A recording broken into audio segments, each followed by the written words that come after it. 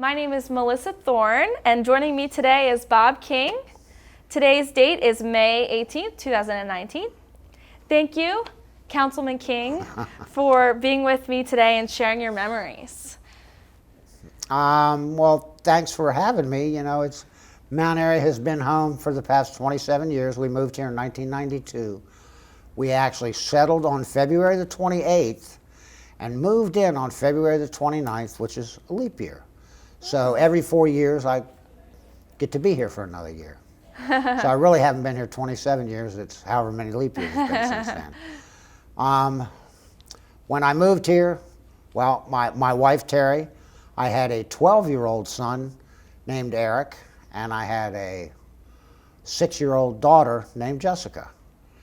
And they now have their own children, and I have a 19-year-old grandson in South Korea as part of the Patriot missile battery crew. Mm.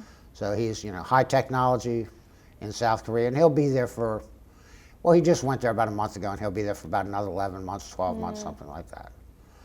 So you have a big family. Yes. Well, Why yeah. did you bring them to Mount Airy? What drew you here? Well, it's kind of funny. We lived in Frederick. We moved to Frederick in 1979. So we were there for 12 years. And things our neighborhood it started off with 2 streets, and it was back on McCain Drive, Butterfly Lane, all this stuff opened up and had thousands of homes behind me. And so we decided it was time to go. Yeah. And I had been driving 270 for 12 years every day. And so there was only 2 requirements from me and a third one from my wife about where we lived. Number 1, you could get to work without getting on 270. Number 2, you had to have a backyard big enough to be able to play volleyball in. And number 3 for her was it had to have a full-size front porch. Oh, yep. Okay, so we got the full-size front porch. I don't take 270, and we've never played volleyball in the backyard, but we could if we wanted to. Okay. That's funny. The volleyball. Yeah. Shtick. Well, cheerleading was part of your family. Cheerleading. Was there any other sports? My daughter was a cheerleader. My son was a real good baseball player, but about the time he went into high school baseball, he lost his confidence in himself, and he could still play, but he didn't think he could. Mm-hmm. So, not thinking you can is as bad as just not doing it. Have you been a part of any organizations in town since you've been here? Oh my God. Well, when I first moved in, there was a fella down the street named Norm Hammond. And Norm was, the day that we're moving, he comes up and introduces himself, and he's about to publish a new Village Gate directory. And he has a lot of family information, kids, ages, and all that kind of stuff, people looking for babysitters or, to try to get kids together to play and that kind of stuff. But Norm wanted us in the directory that was going to be coming out in a couple of weeks. So he ran up there and got all of our information. And then he became like my grandfather here in Mount Airy. He went to the Legion every Friday night for dinner. So we began Legion dinners on Friday nights. He was involved with the town council and coming to the meetings and our Village Gate Homeowners Association. So he was dragging me to all this stuff. And then my son's baseball went from Frederick to right here in Mount Airy, and we knew a couple of kids, so we got him on a team in Mount Airy. And I was working 2 jobs, so I didn't have a whole lot of time to spend on that. And so in 1995, so it's his third season, right before the season started, the senior league commissioner came up to me and said, "Look, if you don't coach your son's team, or if you don't manage your son's team, we're going to have to split those kids up and put one on each of the other teams in the league, because we just can't find a coach." So I was working at that time 2 jobs, part-time at Giant and full-time for my father at his machine shop. And I retired from Giant. Yeah. And that's retired. I started in 72, so 72 to 95 is 23 years. Wow. Um, and so I retired and I became a Maya manager. Cool. Well, I think my first year, they thought maybe that my sponsor was maybe a little bit inappropriate. Not really, but a little bit. So they changed my team from Gun Shack to Mount Airy Liquors. Oh, that's silly. And I guess Mount Airy Liquors at that time was a better fit for their better mission. fit for the mission. In 1995, I think it was 1995, I ran for the position of Maya president. I got all involved in what was going on and everything. We had bylaws that were written in 1967. We had put up new stadium lights the year before. And so when I took over to Mount Airy Youth Athletic Association, we played baseball, football, and cheerleading. Those were our three sports. And, we had 1967. The organization was started in 1967 by firemen that wanted to play baseball. So I ran for the presidency and I was elected. So, we owed all this. We owed over $30,000 for lights on the field, and we had $10.86 in the checking account, and that was it. So, Norm Hammonds, of course, brought me to the town council and introduced me to the new town council. And so they asked me to join them for a drink and a less formal discussion across the street at the VFW after the meeting was over, which I did. And Delane Hobbs bought me a beer, and he looked at me and he said, "Bob King, why'd you have to go and get yourself elected? Everybody used to like you." Oh no. And that's the way it is. When you become elected, there's a lot of people that just don't like you. And he was speaking from experience because he'd been on the council for a while. And he's been on the council, I think, since its inception. But Delane and I became very good friends, and his daughter and I still are. When Delane passed away, I always wear a Mount Airy pin whenever I have on my town council get-up. I always wear a Mount Airy pin, and one of my challenges is to give that pin to somebody that deserves it. So I took my pin off, and people were sticking a bunch of pins in the padding on the coffin up there. And his daughter took my pin and put it on his lapel. Wow. And it's just such an honor. I've had the opportunity to, the mayor always rides some dignitary in the back of his pickup truck during the Fireman's Carnival Parade. And there used to be a guy, and I can't remember, I got kicked myself in the butt for I can't remember his name, but he served in World War II. And he used to run a little produce stand right up here before you get into Mount Airy on 27. I actually know who you're talking about, and I don't think I ever learned his name, but I know the gentleman. And his actions, I guess, his produce stand and being in that parade. I had an opportunity to pin him also. Oh, wow. And there's just people that you want to have contact with, and he's one of them. But I was elected, so in 1996, I took over as the president of Maya. $30,000. Well, how'd you make up that money you were trying to pay for the lights? What all the town council guys did was they took me out and they introduced me to the Rotary, the Lions Club, all of the service organizations in town. And within a little over a year, we had the $30,000 paid off and had not affected the programs at all. And then there was something that really happened, that was interesting that happened. I took office on January 1st. Okay, on January the 3rd, the Mount Airy Rec Council, the president, vice president, they asked for a meeting with me. And so we had a meeting, and I sat down and talked to them. And they were disbanding the Mount Airy Rec Council but they already had like 2,700 kids signed up in t-ball, in soccer, in inside soccer, and basketball, and all of these programs that we knew nothing about. And they wanted us, Carroll County specifically, Carroll County Board of, they have a different name, Bureau of Recreation or something like that.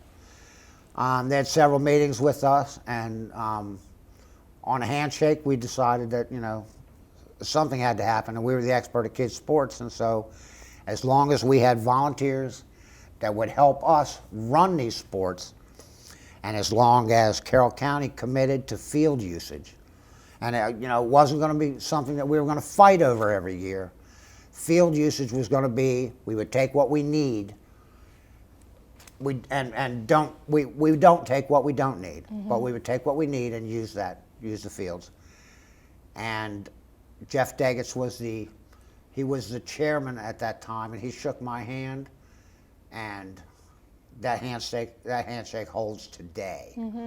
So, you know, we get the fields we need from Carroll County to operate our sports. And he's still with Parks and Recreation. Yes, he's Yep, still with he Parks is. and Recreation, and he remembers me. So you've been involved with the Mount Airy Youth Athletic Association, and you've also are a councilman for a few days now. Yeah. So tell us about that experience. Well, along with being elected the president of MAYA came a seat on the Parks and Recs board. Okay. So I guess in 1996, I went on Parks and Recs. In 2012, 2012, I ran for, there was not a position open, but I thought it was time that maybe we had some new blood on the town council. I would watch the meetings on TV because, you know, we can turn on the TV and watch meetings live streamed now. Yeah. And I would watch the meetings, and I was getting a little upset at some of the rhetoric that was going on, and there was no civility at all. You had two very distinct groups, and they really just couldn't seem to get their act together. So, of course, I'm the act together getter. And so I ran successfully for a town council position. And boy, was that a learning experience. There's a lot that goes on behind the scenes that you don't see. And it's just, it was a big experience. I got a congratulations call from the mayor the day after I won. And he was not somebody that wanted to see me win, but so he asked me, he said, you know, you have to be a liaison to commissions. He said, I was thinking of putting you in Parks and Recs because that's what you know.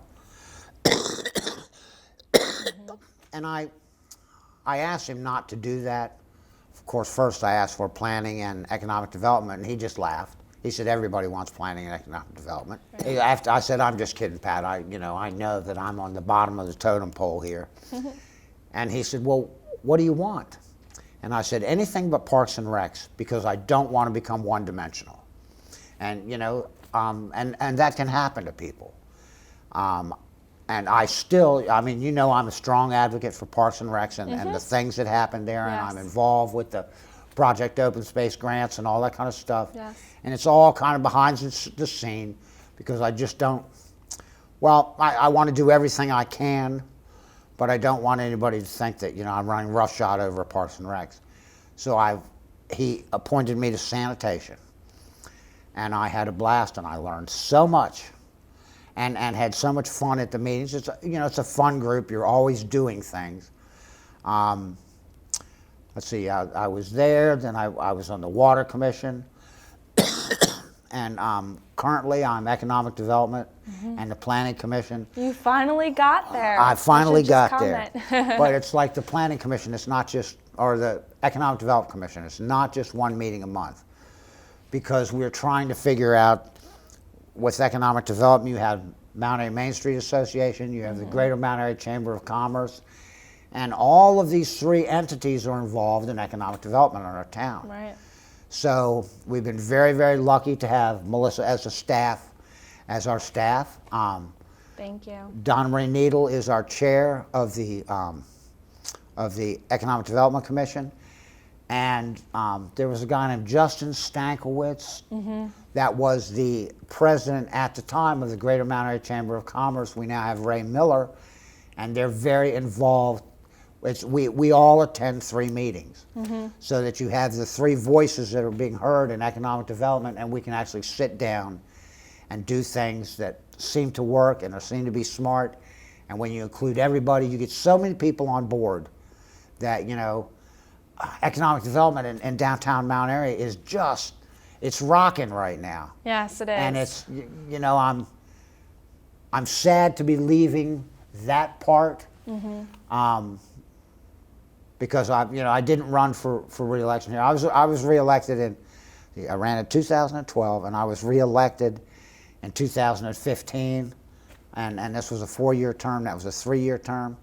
So I don't want to go because we are right on the cusp of some very, very neat things happening. But my wife seems to think that, well, no, I'm not going to blame it on her. We need to kind of downsize our lives a little bit. We got this huge house with 2 people living in it, and 27 years of stuff that we have to get rid of, and that kind of stuff. As you get older, life changes a little bit. And I didn't want to leave the town council, but I don't see where I have a choice for me personally. I have too many things that have to be done right now, which means I could not have campaigned. I could have run, but I wouldn't have been able to campaign, and I won't do it if I can't campaign. That's the part I like the best. Walking around, shaking citizens' hands and talking to them. And I had a lot of supporters out there. I've had the honor of a lot of people casting a vote for me, and I don't think there is any higher honor than somebody casting a vote for you to run their town for the next 4 years. So. Well, I've been around as when you started, so it's been a pleasure, seeing you serve, and I thank you for your service on the town council. I know you've made a huge difference to this town, and I know that you'll continue to be here, be present in Mount Airy, however that is, Right. Not the same capacity as a council person, but you're still a resource here, and we're grateful for that. Well, the mayor says he has some projects that will actually be easier for me to complete as a private citizen than as a member of an elected body. And so I'm kind of interested in that. Changing lives around. I'm, training for a different job now, something that I've never ever thought that I would do until about 4 weeks when the possibly raised its head, and here I am, trying to become a school bus driver. Yes. But we'll see how that works. It's a very involved process. So speaking a little bit of the school and thinking back to when your family was here starting and the kids, what was it like raising your kids in this town? When I grew up in Rockville, okay, and the people that my parents worked every day, and I was 12 years old when we moved to Rockville, and my dad was the kind that he laid down the rules, and as long as you abided by the rules, you got along okay. And so he sat us down and he said, Rockville's a big town.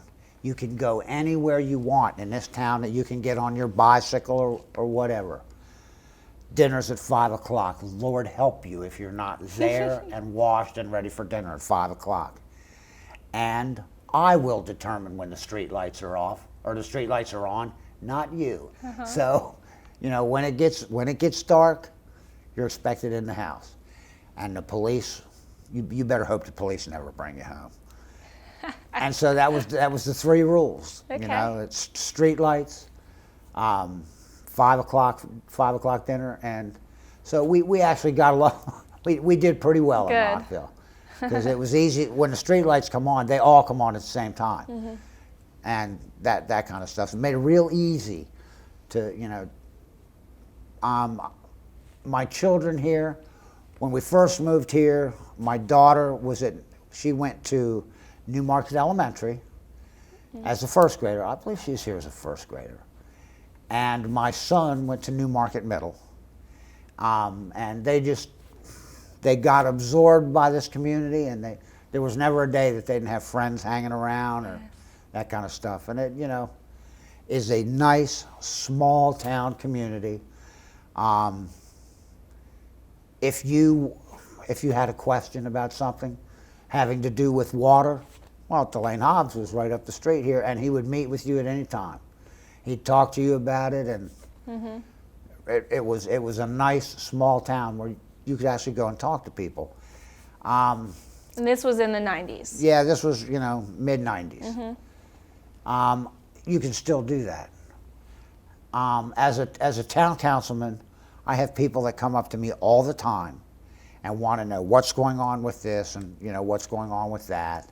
And, you know, had a chance to see your little speech on such and such a thing, and I agree with you wholeheartedly and blah, blah, blah. I mean, and I'm talking about pumping gas at 7-Eleven. You know, the guy next to you starts talking to you. And at one of the forums a few years ago, and I don't believe it was one that I was running, so I was helping Bill Butts with the forum, and I had brought in a cooler full of water and stuck it back there, and the Carroll Media Center was taping all of these so that they could stream them later on, so everybody would get a chance to view the forum. And this guy from Carroll Media Center is just talking to me and talking to me and talking to me. And he finally stopped and he looked at my face and he said, "You don't have a clue who I am, do you?" And I said, "No, I do not." And he said, "Well, for the last 7 years, okay, he said, something that you say more than anything else to us is, okay, CMC, are you ready? Wiggle a camera."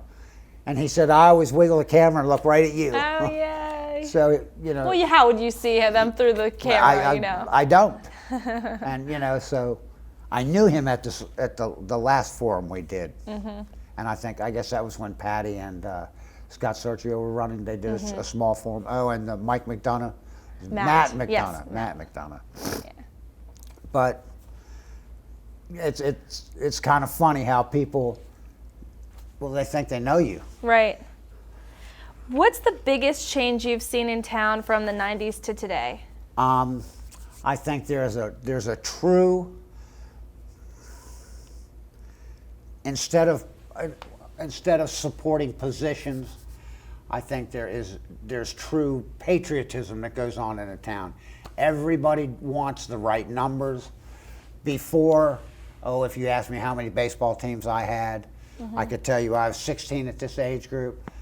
Okay, but 4 of those teams are all-star teams that are made up from the same group of kids as the other 16 teams. So, you know, there are ways you can embellish a little bit. And we used to embellish. We don't anymore. One of my proudest moments, one of the proudest things that I've done, okay, that makes me happier than anything else, is the zoning on the carnival grounds used to be residential, and that was to hinder the fire company from ever selling the carnival grounds. So we kept it residential. On our 2010 master plan, we changed that. We changed it from residential to commercial. Okay, and the fire company spoke, and a lot of people spoke for the fire company during that master plan process.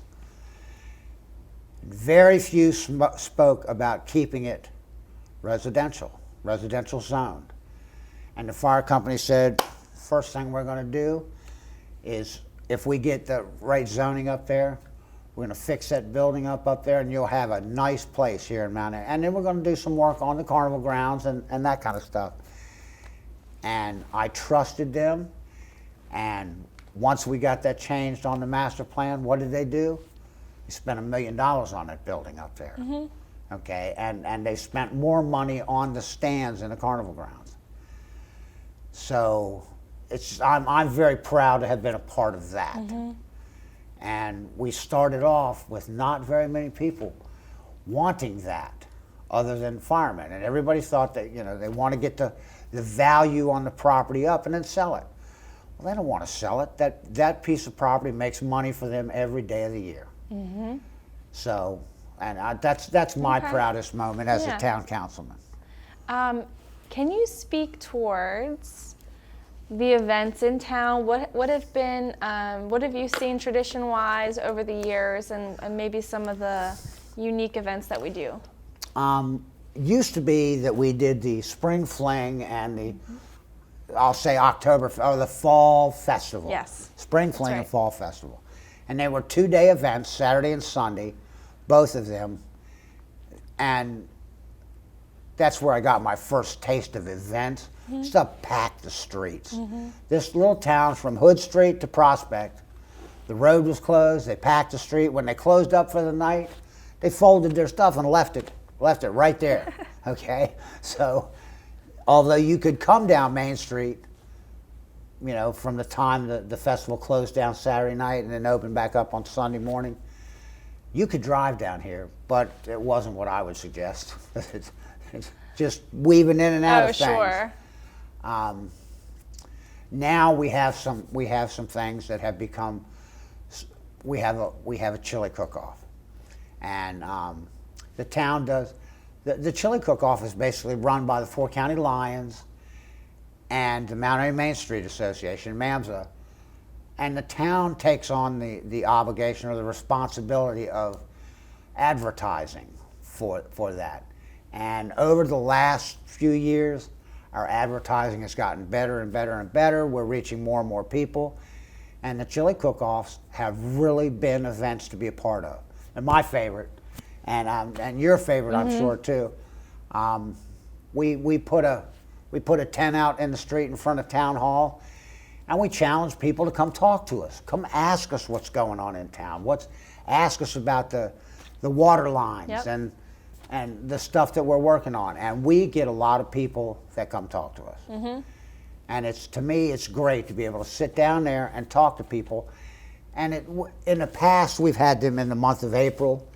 And so every other year, they were always like what kicked off the campaigns for everybody running for town council or mayor positions. There was always a lot of politics every other year, and it was a great way to meet people and shake hands and listen to ideas. And so that's what I love about it. And I love the atmosphere. It's everybody partying and having a great time. Right. And I think it's things like that bring this town together. We have events that have proven to be very, very successful. And we're kind of we have a couple of businesses up past Hood Street that we're trying to add in to get involved, and that's Calvary United Methodist Church, and right next to them, right before Paradise, is a little Spanish foods store. And trying to get these people involved in the downtown process. And at the same time, we're doing this as MAMSA, okay, and EDC and the Greater Mount Airy Chamber of Commerce are saying, okay, so we got this group downtown we're doing this for. What about these people on the outside? What about Food Line? How do we get Food Line involved in this? And so that's what our thinking on EDC is now, and that's why it's so exciting, because you're doing things that you've never done before. And you're trying to plan for every contingency and understand what you're doing. Is this helping? Are we hurting? What is it doing? With something that's come up is the Tour of Possibilities. Is that? Yeah, and Envision Mount Airy, a tour of possibilities is like the tagline. Envision Mount Airy. So what we will do is on a particular day, it's June the 15th? 11th. June the 11th. Close. That's right. But on June the 11th, as many people as we can pack in a couple of buses, we're going to ride around to areas of the town that have vacancies, places that you could, in Twin Ridge, you can build a building. In downtown Mount Airy, there may be a building available for you. So that we begin to start taking an inventory of the places that businesses could open up. And we're trying real hard to encourage business to come and maybe make the job a little bit easier by, having some of this stuff for them to look at. I'm sorry. That's okay. You know what, Bob? You're doing a lot of talking, so it's bound to happen. Well, I only got a half hour. I know. And I know, I hate to wrap it up, but I'm going to ask you one last question. If you had to describe Mount Airy to somebody who's never been to the town, never heard of the town, how would you describe it? And then where would you suggest that they visit when they're here? If I had to describe it and I could only use one word, it's home. Oh, okay. This is home to me and my family and most of my friends over the last 20 couple years. I am so glad that we moved here and not somebody else when we left Frederick.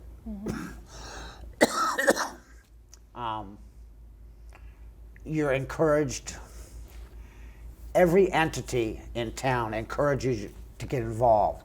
If you come to meetings, they want you to get involved. If you really want to get involved, run for one of these positions. But there are always people. They encourage you to get involved. And I'm a member at Calvary United Methodist Church, and I was an usher. And I really thought I was giving my all to the church. And one day somebody walked up to me and said, I was having a conversation with God last night and your name came up. We need somebody to teach 13-year-old Religious education? Yes, but it's got a name. Oh, God, I can't believe this. This is what happens when you get old.